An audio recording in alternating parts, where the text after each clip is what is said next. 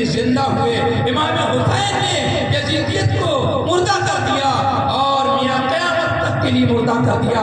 حسین کل بھی زندہ تھے، آج بھی زندہ ہیں، صبح قیامت تک زندہ رہیں گے. قتل حسین اصل میں مرگ یزید ہے. اسلام زندہ ہوتا ہے اور کربلا کے بعد. یزید نے کیا سوچا کہ ہم نے حسین کو شہید کر دیا، اب اسلام ختم ہو جائے گا، حسینیت ختم ہو جائے گی.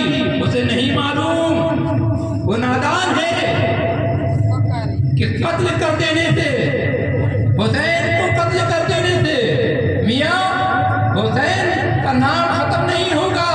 جب تک قیامت تک جب تک ایمان والے رہیں گے، گھروں گھروں میں حسین نظر آئیں گے. کوئی تو غلام حسین نظر آئے گا، کوئی محمد حسین نظر آئے گا، کوئی حسین احمد نظر آئے گا. کوئی شخص اپنے بچے کو یزید نام رکھنا گوارا نہیں کرتا، لیکن آج حسین کا نام ہر کوئی رکھنے کو تیار ہے. میرے محترم، اس لیے آپ قربانی سے مت ڈریے. اللہ کی راہ میں قربان ہونے کی ضرورت پڑے تو بالکل قربان ہو جائیے. اور ہمارے اسلاف نے ہندوستان کی آزادی کے لیے اپنی عظیم الشان قربانیاں پیش کی. آج بھی ان کا نام زندہ ہے. اور سنیے، جو قربان ہوتا ہے اللہ کی راہ میں، جو مارا جاتا ہے اللہ کی راہ میں، جو اللہ کی راہ میں جسے موت آتی ہے، قرآن نے فرمایا انہیں مردہ نہ کہو. مردہ کہنے پر پابندی لگا دی ہے. مردہ کہنے سے قرآن نے منع فرما دیا ہے.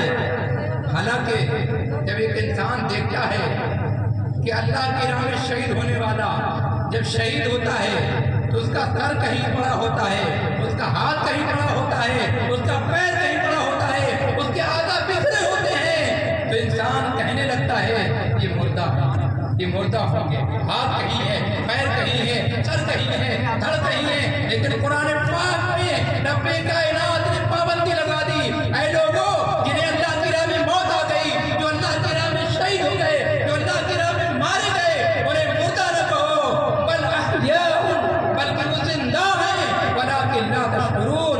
ان کی زندگی کے بارے میں تمہیں شعور نہیں ہے، تمہیں سمجھ نہیں ہے. زبان پر بھی پابندی، چلیے زبان پر پابندی ہو گئی، لیکن جب دیکھنے والا دیکھتا ہے کہ اللہ کی راہ میں شہید ہونے والا جب شہید ہوتا ہے، سر کہیں ہے، دھڑ کہیں ہے، اعضاء بکھرے ہوئے ہیں، تو زبان سے نہ کہے، لیکن ذہن میں تو یہ بات آتی ہوگی کہ مردہ ہوں گے. ذہن میں انسان سوچ سکتا ہے یہ مردہ ہوں گے، تو ذہن پر بھی پابندی لگا دی گئی اور فرمایا وَلَا تَحْسَبَنَّ الَّذِينَ قُتِلُوا فِي سَبِيلِ اللَّهِ أَمْوَاتًا بَلْ أَحْيَاءٌ عِندَ رَبِّهِمْ يُرْزَقُونَ. جو اللہ کی راہ میں قتل کر دیے جائیں انہیں مردہ گمان بھی نہ کرو، انہیں مردہ خیال بھی نہ کرو، بلکہ وہ زندہ ہیں، اللہ کی جانب سے انہیں رزق دیا جائے گا. اور سنیے، جو اللہ کی راہ میں مرتا ہے اسے تکلیف نہیں ہوتی، تکلیف نہیں ہوتی. اس لیے شہادت کی موت کی دعا کرا کرو. موت سے پہلے کوئی مر نہیں سکتا اور زندگی سے زیادہ کوئی جی نہیں سکتا. شہادت کی موت کی دعا کرا کرو. آپ دعا کرتے رہیں گے تو اللہ نے قبول کر لی. اگرچہ آپ بستر پر مریں لیکن انشاءاللہ اللہ تعالیٰ شہیدوں کا ساتھ آپ کو عطا فرما دے گا، شہیدوں کا درجہ آپ کو مل جائے گا. تو سنو، شہید جب اللہ کی راہ میں شہید ہوتا ہے اسے تکلیف نہیں ہوتی. حالانکہ دیکھا جاتا ہے کہ جب تلواریں چل رہی ہوتی ہیں تو اعضاء بکھرے ہوتے ہیں، ہاتھ کٹ رہا ہوتا ہے، پیر کٹ رہا ہوتا ہے، سر جدا ہو رہا ہوتا ہے، دھڑ کہیں گرتا ہے. دیکھنے والا یہی دیکھتا ہے اور یہی سوچتا ہے کہ تکلیف ہو رہی ہوگی. لیکن سنو، اللہ کے رسول فرماتے ہیں کہ جب بندے مومن صدق دل کے ساتھ اللہ کی رضا کے لیے شہید ہوتا ہے اسے تکلیف نہیں ہوتی. اللہ کے رسول فرماتے ہیں الشہید لا یجد علم القدر الا کما یجد احدکم علم القدر. شہید شہادت پاتا ہے تو شہادت کے وقت اسے اتنی ہی تکلیف ہوتی ہے جتنی تکلیف کسی کے چونٹی کے کاٹنے کے وقت ہوتی ہے، یعنی کسی بھی کو چونٹی کاٹے اتنی تکلیف چونٹی کے کاٹنے میں ہوتی ہے، اتنی ہی تکلیف اللہ کی راہ میں شہید ہونے والوں کو ہوتی ہے۔ اس بندے مومن کے لیے جس کے دل میں اللہ اس کے رسول کی محبت گھر کر گئی ہو اور اس کی یہی تمنا ہو کہ میں اللہ کی راہ میں قربان کیا جاؤں، میں اللہ کی راہ میں مارا جاؤں، مجھے موت آئے تو اللہ کی راہ میں۔ اور سن لیجئے، جب بندے مومن جنت میں جائے گا تو جنت سے نکلنا پسند نہیں کرے گا، جنت سے باہر آنا پسند نہیں کرے گا، کیونکہ جنت میں اللہ تبارک و تعالیٰ نے بے شمار نعمتیں رکھی ہیں۔ وَلَكُمْ فِيهَا مَا تَشْتَهِي أَنفُسُكُمْ، جنت میں وہ ساری نعمتیں ہیں جن کی تم چاہت کرو گے، جن کی تم خواہش کرو گے، وہ سب تمہارے لیے مہیا ہیں، وہ سب تمہیں ملیں گے۔ تو کوئی شخص جنت میں جانے کے بعد نکلنے کی خواہش نہیں کرے گا الا الشہید یتمنی ان یرجع الی الدنیا فیقتل 10 مرات، لیکن اللہ کے رسول فرماتے ہیں ایک شہید ایسا ہوگا جو جنت کی نعمتیں چکھنے کے بعد، جنت کی نعمتوں سے سرفراز ہونے کے بعد، جنت کی نعمتوں کو استعمال کرنے کے بعد بھی یہ تمنا کرے گا اے کاش مجھے دوبارہ دنیا میں بھیج دیا جائے اور تیری رضا کے لیے تیری راہ میں اپنی گردن کٹا رہا ہوں۔ اس لیے میرے محترم وہ کہے گا مولا جنت میں وہ مزہ نہیں آیا جو مزہ تیری راہ میں مجھے قتل ہوتے وقت آیا تھا، شہید ہوتے وقت آیا تھا۔ اس لیے میاں شہادت عظیم دولت ہے، شہادت عظیم چیز ہے، اس لیے شہادت سے کبھی گھبرانا نہیں چاہیے، حق کے لیے بلند آواز کرنا چاہیے اور ہمیشہ حق کے ساتھ رہنا چاہیے اور ہمیشہ حق بات بولنا چاہیے، اس لیے کہ پوری دنیا سے ناراض ہو جائے، سب لوگ ناراض ہو جائیں، لیکن اللہ اور اس کا رسول آپ سے راضی ہے، آپ کامیاب ہیں۔ اور اگر پوری دنیا آپ سے خوش ہے، اللہ اس کا رسول آپ سے ناراض ہے، آپ ناکام ہیں۔ اس لیے ہمیں اللہ اس کے رسول کو راضی کرنا ہے، چاہے کوئی بھی ناراض ہو جائے۔ اس لیے کامیابی کا دار و مدار اللہ اس کے رسول کی رضا پر ہے، اللہ اس کے رسول راضی ہے تو ہم کامیاب ہیں۔ اس لیے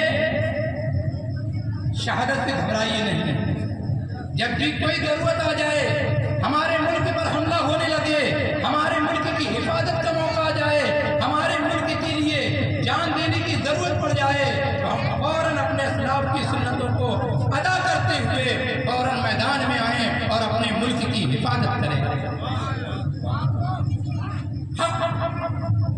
حق کا ساتھ دیں، حق کی حمایت کریں۔ میرے محترم، اگر ہم کامیابی چاہتے ہیں تو ہمیں اور آپ کو اللہ اس کے رسول کو راضی کرنے کی کوشش کرنا چاہیے۔ بس تھوڑی سی گفتگو اور کرنی ہے۔ امام حسین اور یزید کی لڑائی کیا تھی؟ امام حسین اور یزید کا جھگڑا کیا تھا؟ اتنا بڑا معاملہ کیوں پیش آیا؟ بات یہ تھی کہ امام حسین شریعت محمدی کے پابند تھے، وہ شریعت کے خلاف کام نہیں کرتے تھے، کامل انسان تھے، اور یزید شریعت محمدی کو مٹانے والا تھا۔ یزید فاجر تھا، شرابی تھا، بڑے بڑے گناہ کبیرہ کا مرتکب تھا، شریعت محمدی کی دھجیاں اڑا رہا تھا۔ تو امام حسین نے ایسے فاسق کو قبول نہ کیا، اس کی بیعت سے انکار کر دیا۔ اگر امام حسین یزید کی بیعت کر لیتے تو یزید امام حسین سے بڑا خوش ہوتا، بہت نوازتا، بڑی عزت کرتا، بڑا خیال کرتا، امام حسین کی اتنی بڑی قربانیاں پیش نہ کرنی پڑتی، لیکن امام حسین نے سب کچھ گوارا کر لیا، شریعت محمدی کا چہرہ مسخ ہونا گوارا نہ کیا، شریعت محمدی پر آنچ آ جائے انہیں گوارا نہیں تھا۔ میرے محترم، امام حسین اور یزید کی لڑائی یہی تھی، شریعت کی لڑائی تھی۔ آج ہم اور آپ امام حسین کی محبت کا دعویٰ کرتے ہیں، لیکن جب ہم اپنا جائزہ لیں تو میاں ہمارا دل یہی کہے گا کہ ہمارا طور طریقہ، ہماری وضاحت، ہمارا جو انداز ہے رہنے سہنے کا، یہ سب یہ حسینی انداز ہے۔ ہمارے اندر حسینیت نہیں دکھائی دے رہی ہے، ہمارے گھروں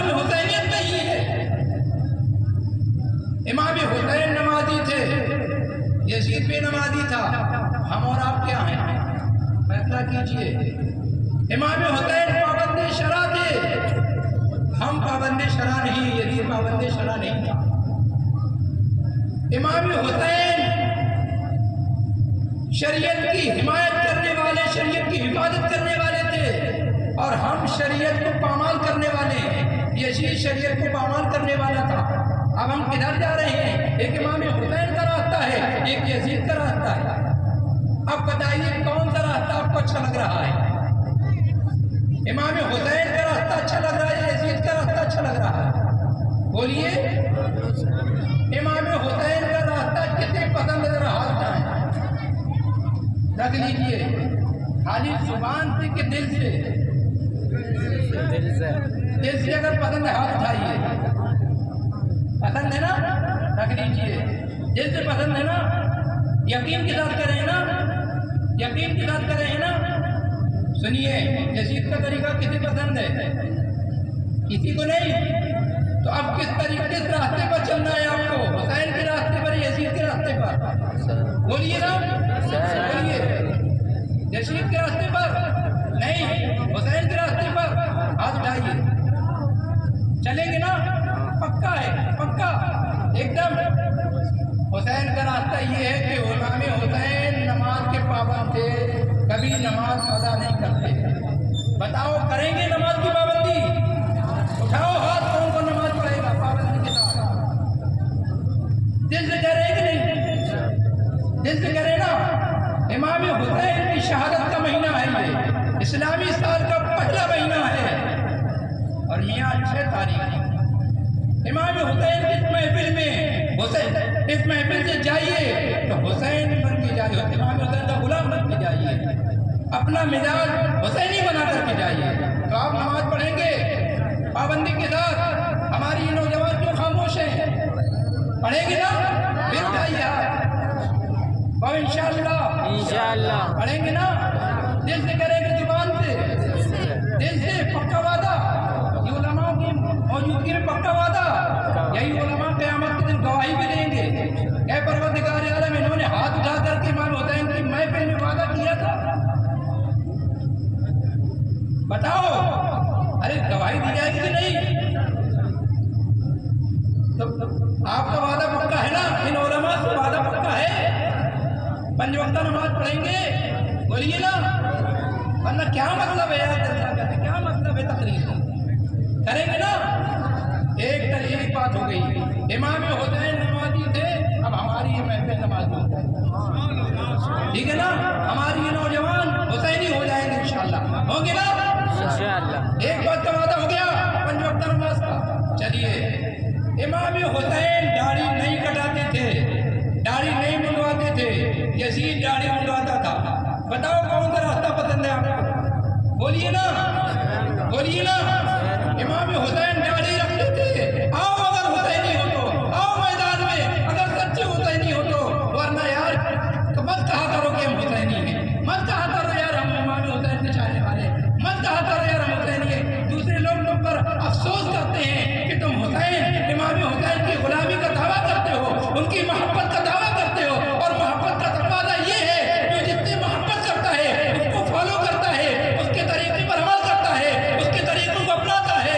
और आप हुसैनी हैं, आपका तरीका यजीदियों का तरीका है, आप यजीद को फॉलो कर रहे हैं।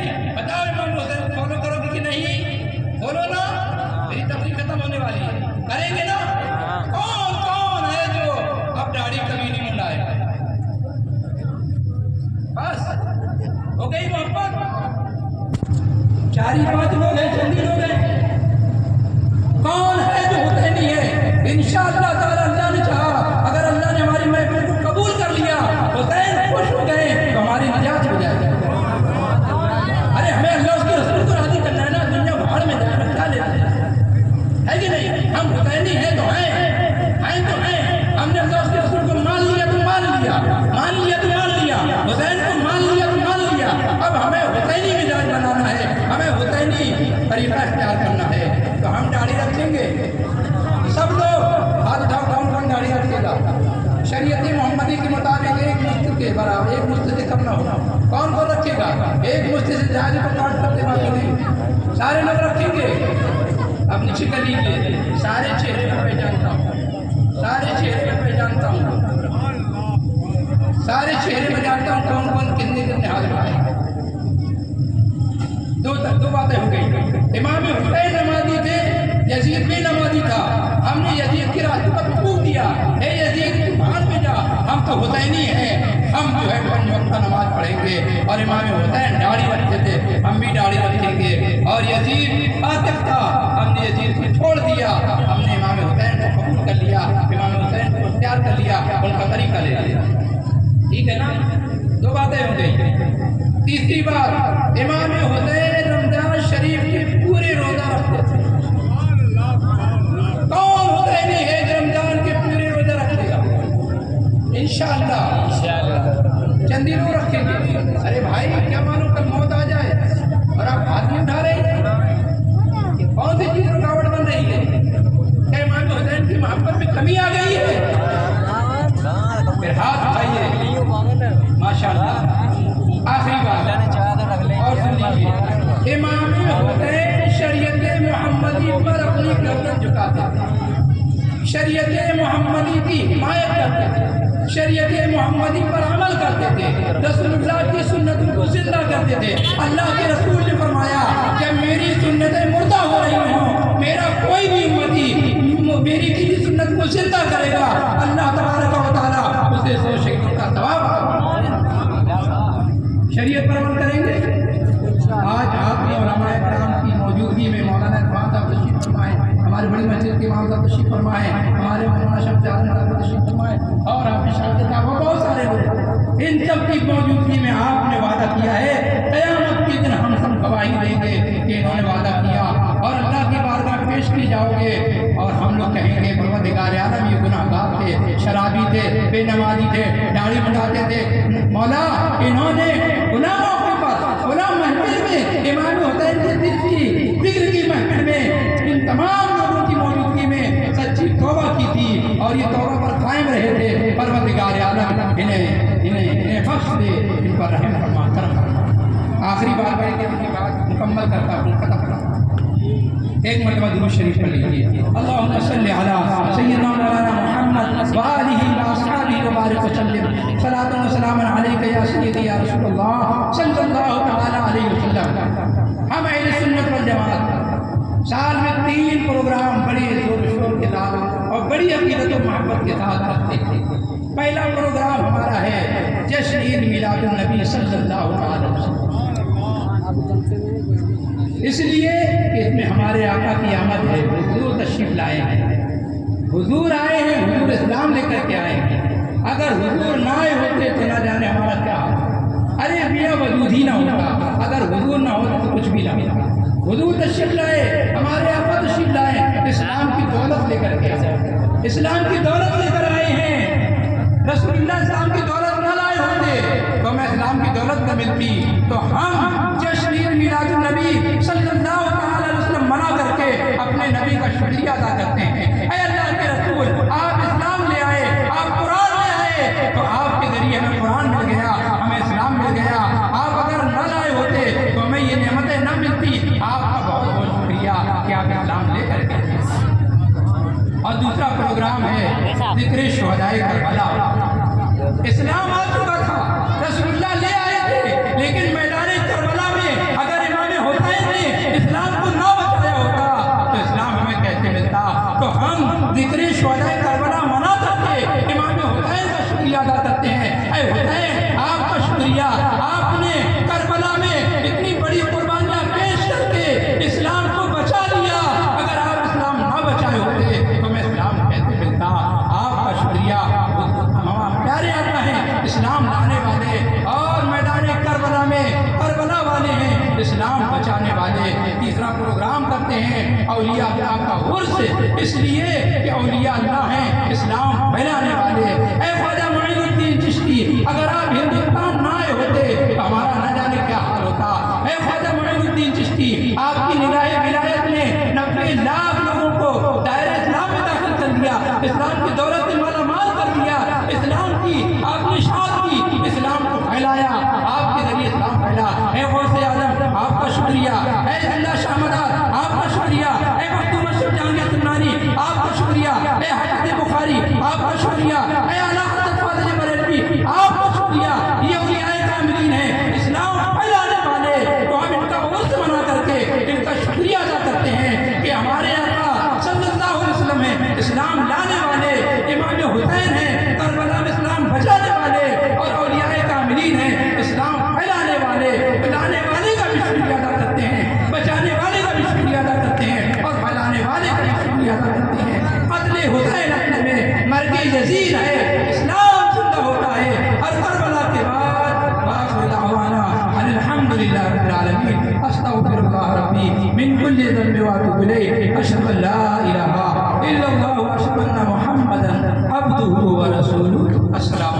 ورحمۃ اللہ وبرکاتہ.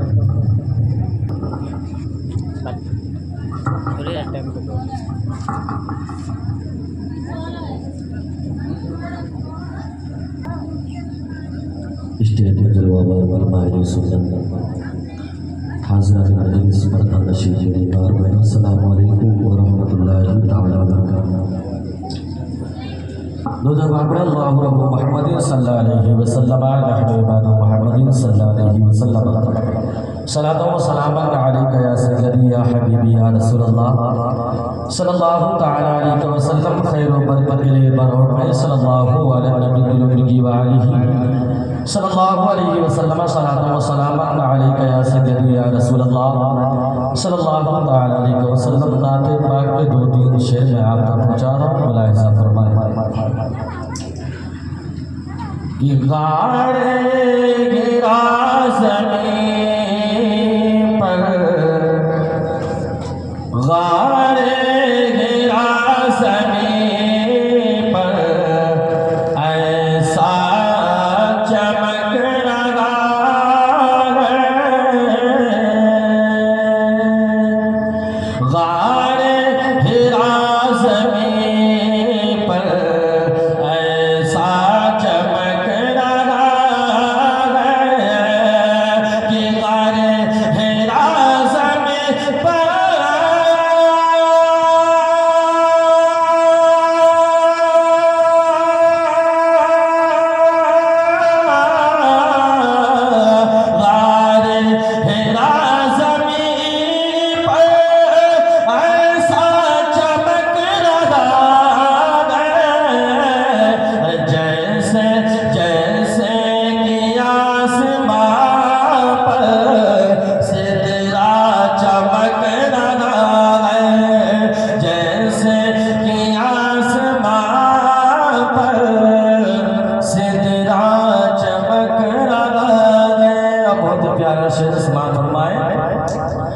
کہ شاہد غیبا تو